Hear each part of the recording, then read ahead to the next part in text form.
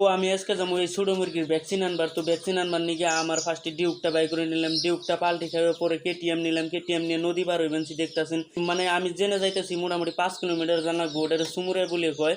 তো ওন্দে যাইতেছি, দেখেন কি ভাঙ্গা রাস্তা, এনদে জানাকবো প্রায় সুমুরে পেয়ে গেছি। তো এখন ভ্যাকসিন ট্যাকসিন নিমু, ভ্যাকসিন ট্যাকসিন নিয়ে কমপ্লিট। তো এখানে যাবেন আমি বারে মিকে অন্য রাস্তা দিয়ে, তো রাস্তা দিয়ে গেতে গেলে দুইটা বন্ধুর নগে দেখা হইলো। তো আমি কিন্তু এখন যাবেন বেলেগ রাস্তা দিয়ে, কারণ আমার কাছে পয়সা নাই নাও করার। তো বেলেগ রাস্তা দিয়ে গেতের গেলায় দেখেন ভাঙ্গা দলং। তো ভাঙ্গা দলং কোনো মতে পার হইলাম, পার হয়ে সুন্দর পরিবেশ দেখতে দেখতে আহে বললাম বাইতে বাইতে আহে দেখি কি একটা বড় মুরগি মরে গেছে গা।